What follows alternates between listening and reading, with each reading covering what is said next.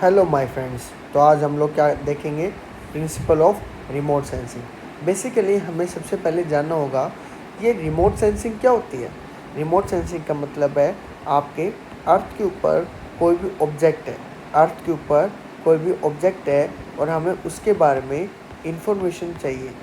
तो इंफॉर्मेशन लेनी है उसके बिना फिज़िकल टच हुए हमें उसकी इंफॉर्मेशन लेनी है। इसी टेक्निक को हम लोग क्या बोलते हैं, रिमोट सेंसिंग। देखो, नेशनल रिमोट सेंसिंग के द्वारा एक आपकी डेफिनेशन दी गई है रिमोट सेंसिंग के बारे में। Is a technique of acquiring information. ये एक टेक्निक है जिससे हम इंफॉर्मेशन लेते हैं about the object of the earth surface, जो कि अर्थ सरफेस के ऊपर without physically coming into contact with them, बिना उनके कांटेक्ट में आए। तो हम लोग स्टेजेस ऑफ रिमोट सेंसिंग देखेंगे। क्या देखेंगे? Stages of remote sensing. There are a number of stages in a remote sensing process and each of them is important for successful operation. Like first is our energy source elimination. Energy source elimination.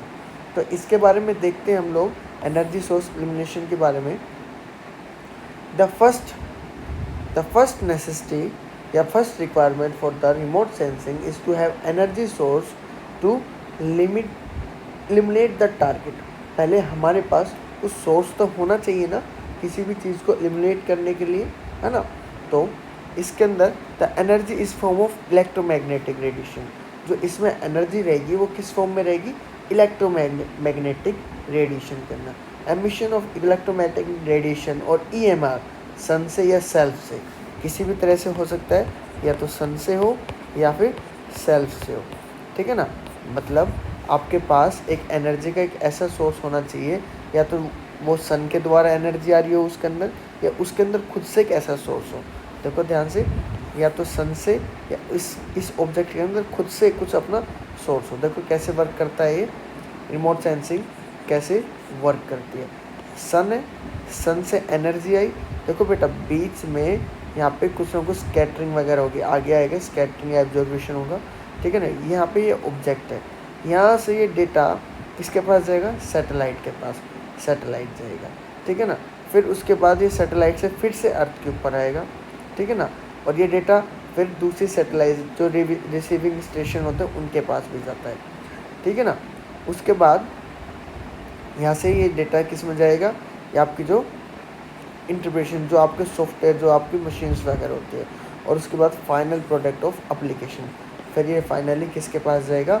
Application जो इसको read करते हैं। इन्हीं के बारे में हम लोग देखेंगे। मतलब बेसिकली ये आपका सन से आया, लाइट आई, जो कि लाइट ऑब्जेक्ट के ऊपर पड़ी, ऑब्जेक्ट से रीड, ये यहाँ से ऑब्जेक्ट, ये जो ट्रांसमिशन होता है, सैटेलाइट अपने रेंजेस, कुछ आपकी रेंजेस भेजते हैं, वेव्स भेजते हैं ताकि उसको पढ़ने के लिए।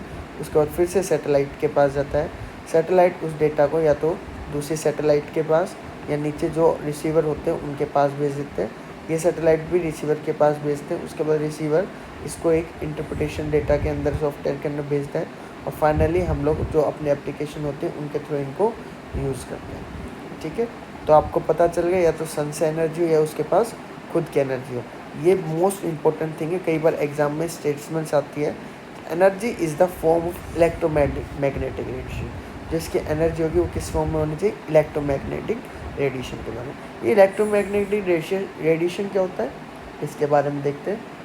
सबसे पहले electromagnetic is a dynamic form of energy. ये क्या होता है? एक डायनामिक फॉर्म ऑफ एनर्जी होता है that propagate wave motion at a velocity of आपका 3 लाख प्रति 3 × 10 सेंटीमीटर पर सेकेंड जो चलता है, इसकी वेलोसिटी होती है, ठीक है ना।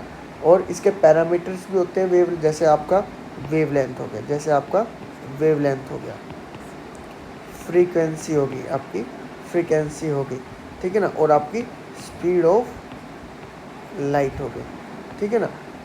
इनके बीच में क्या रिलेशन होता है?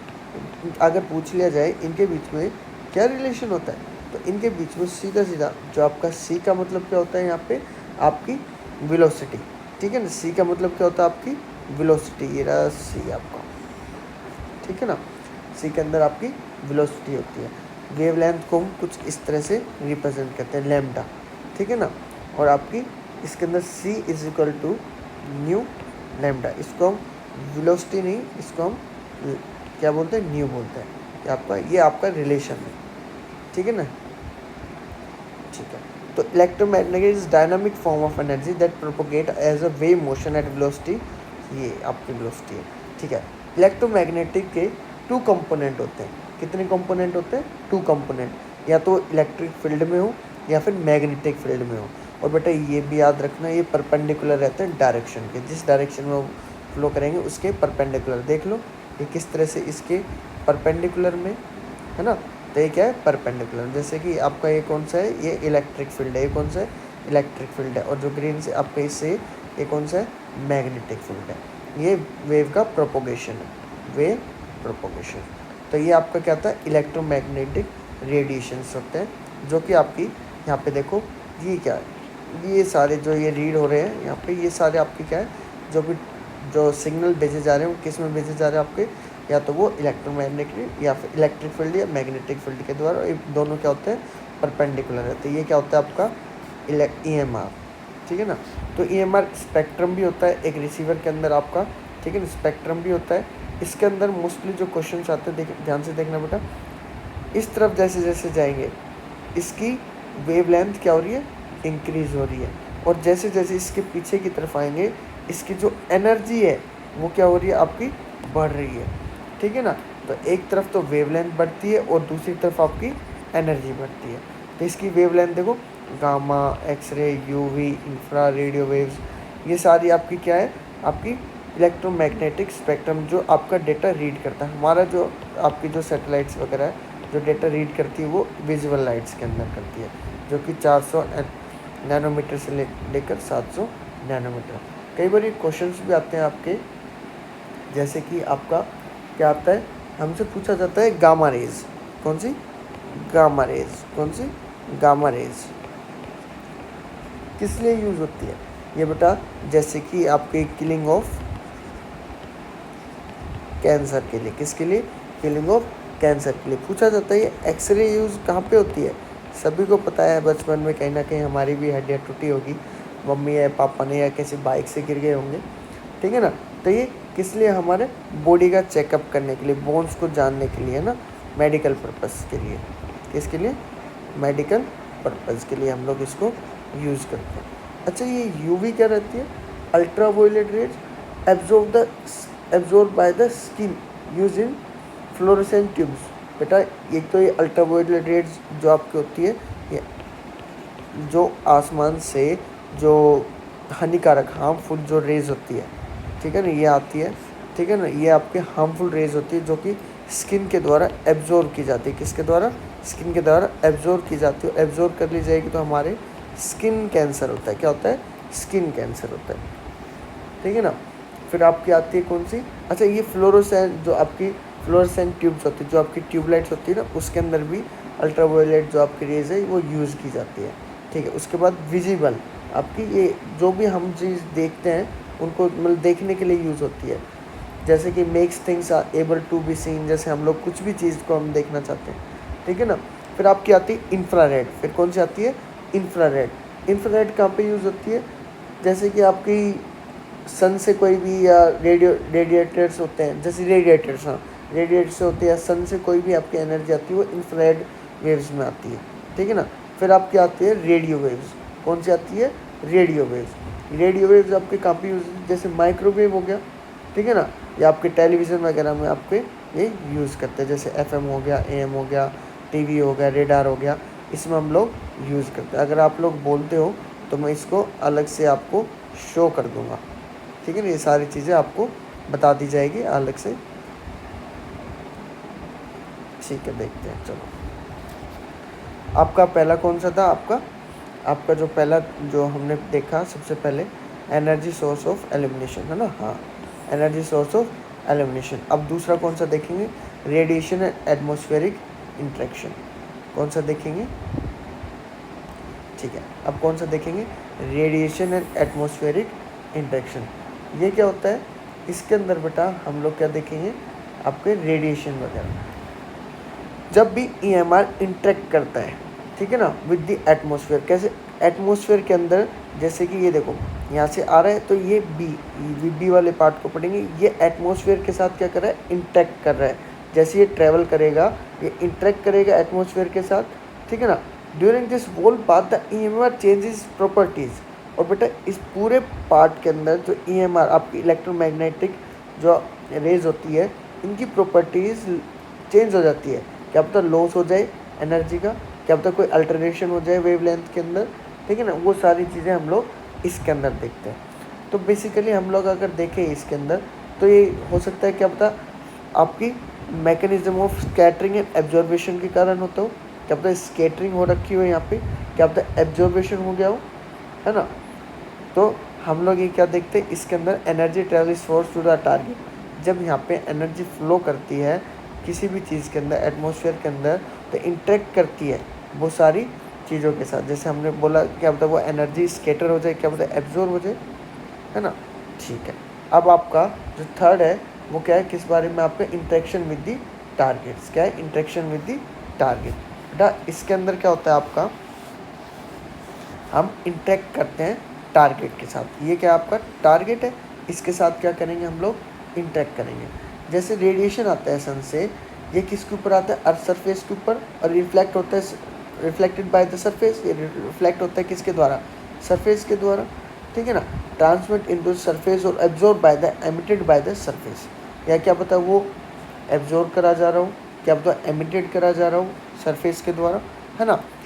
जैसे ही target through the atmosphere it interact with the target, वो क्या करता है, इंटरेक्ट करता है टारगेट के साथ, डिपेंडिंग ऑन द प्रॉपर्टीज़। वो प्रॉपर्टीज़ के ऊपर डिपेंड करता है उसकी टारगेट के। जैसे ही यहाँ से जो आपकी इलेक्ट्रोमैग्नेटिक वेव्स आएगी, वो रेज आएगी, वो यहाँ पे टकराएगी टारगेट के ऊपर, वो कुछ ना कुछ किसी न किसी तरह तो अपना करेक्टरिस्टिक्स शो करेगा। और कैसे इंटरेक्ट करते हैं वो देखो, या तो एब्जॉर्ब हो रहा है, या ट्रांसमिशन हो रहा है, या रिफ्लेक्शन हो रहा है। एब्जॉर्ब का मतलब क्या है, जब radiation is absorb into the target, जब वो टारगेट क्या करता है, एब्जॉर्ब कर लेता है किसी भी एनर्जी को। ट्रांसमिशन क्या होता है, जब वो पास कर देता है अपने अंदर से, क्या पता वो अपने अंदर से वो पास कर दे। और रिफ्लेक्शन मतलब जब बाउंस कर जाए, जो वेव इलेक्ट्रोमैग्नेटिक वेव्स आई है, क्या पता वो बाउंस कर जाए वापस इनटू द एटमॉस्फेयर, तो ये क्या होता है आपका रिफ्लेक्शन। ये तीन तरह से टारगेट अपना बिहेव करता है, ठीक है। आपने ये तीन चीज़ें देखी, ठीक है। उसके बाद आपका डी, जो कि recording of the energy by the sensor. देखो अब यहाँ पे ये एनर्जी रिकॉर्ड करी जाएगी, ठीक है। अब देखते हैं किस तरह से। जैसे एनर्जी स्कैटर या एमिटेड होती है टारगेट के द्वारा, हमारे पास एक रिमोट सेंसिंग डिवाइस होना चाहिए, उसको क्या बोलते हैं हम लोग, सेंसर। क्या बोलते हैं हम लोग, sensor. This kind of EMR which can be senses by the device depend upon our amount of EMR sensors capabilities. जैसे अपने पास ये सेंसर की ये क्या है, कैपेबिलिटी है, जो इनको रिकॉर्ड कर सके। किनको रिकॉर्ड कर सके, इलेक्ट्रोमैग्नेटिक वेव्स को क्या कर सके, रिकॉर्ड कर सके, रेज को रिकॉर्ड कर सके। After the energy scattered by और emitted from the target we required a sensor. हमें क्या चाहिए, सेंसर चाहिए, not in contact with the target, जो कि उसके टारगेट में नहीं है, ठीक है ना। जो टारगेट है उसके कॉन्टेक्ट में नहीं है, to collect and record the electromagnetic radiations. तो समझ में, अपने पास ऐसा कुछ आइटम भी तो होना चाहिए, कुछ ऐसा मशीन भी तो होनी चाहिए जो एब्जॉर्ब कर सके इलेक्ट्रोमैग्नेटिक रेज को। तो अपने पास क्या होता है, ये सेंसर्स होते हैं। क्या होते हैं बेटा, सेंसर्स होते हैं। अब आता है आपका ट्रांसमिशन, रिसेप्शन एंड प्रोसेसिंग। इसके अंदर क्या होता है बेटा, जब एनर्जी जो रिकॉर्ड करी जा रही है सेंसर के द्वारा, वो ट्रांसमिट भी तो होगी, वो कहीं ना कहीं तो भेजेगा। जैसे कि इलेक्ट्रॉनिक फॉर्म्स में भेजता है, या फिर to a receiving and processing station, या फिर ऐसे स्टेशंस बनाए जाते हैं जो इन वेव्स को एक तरह से कलेक्ट करते हैं, ठीक है ना, जहाँ पे डेटा प्रोसेस किया जाता है या मैनेज किया जाता है, या हार्ड कॉपी में या डिजिटली हम उनको क्या करते हैं, स्टोर करते हैं, ठीक है ना। ये वो वाला एरिया है, ठीक है ना आपका, ठीक है। अब आता है इमेज प्रोसेसिंग एंड एनालाइजिंग। अब बेटा हम लोग अपने पास एक ऐसा भी तो कुछ होना चाहिए ना, जिससे हम उसको एनालाइज कर सकें, है ना। जैसे कि आपका, जैसे कुछ सॉफ्टवेयर्स होते हैं, जैसे कि आपका GIS हो गया, ArcGIS, ठीक है ना, ADAS हो गया, ERDS, ठीक है ना। ये सारे आपके सॉफ्टवेयर होते हैं जो प्रोसेस करते हैं किसी न किसी स्पेशलाइज सॉफ्टवेयर के द्वारा इन इमेजेस को, इन रेडिएशंस को, जो हमने यहाँ पे पढ़े। देखो बेटा, ये सेंसर्स के द्वारा रिसीव करे गए थे कुछ, ठीक है ना।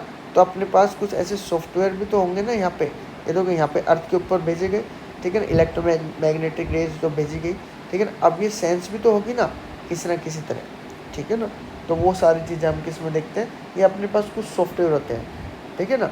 जैसे कि आपका किसी भी, जैसे हम लोग एग्जांपल ले लेते हैं, extraction of the water body, हमें सिर्फ वाटर बॉडी के बारे में देखना है, ठीक है ना। उस इमेज को हम क्या करते हैं, प्रोसेस करते हैं। अपने पास स्टेशंस थे, हमने स्टेशन से हमने कुछ इमेज ली, उनको हम इंटरप्रिटेट करें किसी सॉफ्टवेयर के द्वारा, ठीक है ना। जैसे आपका अपलैंड हो गया, जो बिल्डिंग्स वगैरह हो गए, रोड्स वगैरह हो गए, इनको हम क्या करते हैं, एक्सट्रैक्ट करते हैं।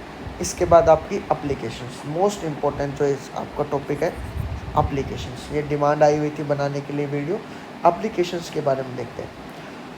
जो भी एक्सट्रैक्टिंग इन्फॉर्मेशन होती है उसको हम यूटिलाइज करते हैं किसी भी डिसीजन लेने में या कोई भी प्रॉब्लम को सोल्व करने में, ठीक है ना। तो वो क्या होती है, सारी एप्लीकेशंस होती है, ठीक है ना। जो वो सारी एप्लीकेशन, क्यों हम लोग क्यों कर रहे हैं इतनी मेहनत, इसलिए ताकि हम उनको यूज़ कर सके कोई डिसीजन लेने के लिए, किसी की प्रॉब्लम सोल्व करने के लिए। इट्स वेरी सिंपल, ठीक है ना। देखो इसमें भी लिखा होता है, final element remote sensing process is receive when we apply the information. हमारा प्रोसेस तभी तो खत्म होगा तब उसको अप्लाई करेंगे, तब हमने जो गेन किया है ना। We have be able to extract from the imaginary about the target in order to better understand it. हम लोग क्या करते हैं, कुछ ना कुछ उससे नया सीखते हैं, तभी तो हमने वो चीज़ें यूज़ की है। देखो कैसे, जैसे कि हमने जियोलॉजी के बारे में जाना है, जियोलॉजिकल मैप बनाने हैं, ठीक है ना। जो आपके रॉक्स वगैरह हो गए, कितने माउंटेन्स हैं, ठीक है ना, कितने प्लेटूज है, आपके कोस्टल प्लेन्स, इन सब के क्या बनाने हैं, आपको मैप बनाने हैं। हाइड्रोलॉजी, हम लोग ये देखते हैं वेटलैंड्स कितनी है, स्नो कवर कितना है, ठीक है ना, किस किस जगह पर स्नो कवर है, कितनी जगह पर पानी है। और उसके बाद देखते हैं एग्रीकल्चर जैसे आपकी आइडेंटिफाई करना, किसी भी क्रॉप को मॉनिटर करना, सोइल मॉइस्चर का मेजरमेंट करना। फॉरेस्ट के हम देखते हैं भाई कितने एरिया में आपका फॉरेस्ट स्प्रेड हो रखा है, बायोमास एस्टिमेट करते हैं। हम ग्राउंड वाटर को भी देखते हैं, मैपिंग करते हैं, उसकी क्वालिटी देखते हैं, ठीक है ना। ये सारी किस्म आते हैं ये आपकी एप्लीकेशंस के अंदर। सोइल एंड लैंड डिग्रेडेशन, फिर हम देखते हैं सोइल मैपिंग करते हैं, लैंड का डिग्रेडेशन करते हैं, और इनसे लोगों की क्या करते हैं, प्रॉब्लम को सोल्व करते हैं। अब आपके जो यूजेस तो रिमोट सेंसिंग के, वो सारे एक तो सेम, ठीक है ना। एप्लीकेशंस में आके एक आपके ये बहुत से बच्चे कह रहे थे सर हमें कुछ ऐसे यूजेस भी चाहिए जो हम आज के टाइम में यूज़ करते हैं, उनको प्रैक्टिकली कहाँ पे यूज़ करते हैं। हमने तो यहाँ पे ये आपको एप्लीकेशन बता दी, इन्हीं तरह से यूज़ करते हैं। जैसे कि हम रोड्स की जो कंडीशन देखने के लिए रूरल एरियाज़ में यूज़ करते हैं इनको, सैटेलाइट को, ठीक है, रिमोट सेंसिंग को, डेटा को, ठीक है ना। जहाँ पे विंटर्स में स्नो कवर हो जाती है रास्तों पर, उनको हम देखते हैं किस किस एरिया में स्नो कवर हो चुके हैं, कहाँ पर हमें हेल्प भेजनी है, ठीक है ना। Use to control forest fire, जैसे फॉरेस्ट के अंदर ऑटोमेटिक कई बार क्या होता है, नेचर के द्वारा, नेचर हमारा स्ट्रॉन्ग होता है कई बार, तो ये फायर क्रिएट कर देता है फॉरेस्ट के अंदर, तब उसको देखते हैं कैसे कंट्रोल की जा सकती है, कितने एरिया में फायर फैल सकती है, ठीक है ना। हम लोग देखते हैं, डिटेक्ट करते हैं usage of cover of land, कितने एरिया के ऊपर लैंड कवर है, कितने एरिया के ऊपर एग्रीकल्चर हो रखा है, ठीक है ना। बेस मैप बनाने के लिए, विजुअल रेफरेंस के लिए, ठीक है ना, बहुत सारी चीज़ों का estimation of the forest supplies, construction alternation of the buildings, ठीक है। ऑब्जर्व क्लाइमेट, हाँ मोस्ट इम्पोर्टेंट, हम लोग क्लाइमेट चेंज के लिए भी इसे यूज़ करते हैं। क्वेश्चन आया हुआ है CDS में और NDA में, ठीक है ना। और आपका जो GS के लिए प्रिपरेशन होती है उसके अंदर तो बहुत बार मोस्ट इंपॉर्टेंट क्वेश्चन है, ठीक है ना। Remote sensing also use to predict potential, क्या पता किस जगह पर लैंडस्लाइड आ सकता है, ये सारी चीज़ें हम पहले से ही देख लेते हैं, ठीक है ना। तो थैंक यू, आज की वीडियो यहीं पे समाप्त होती है।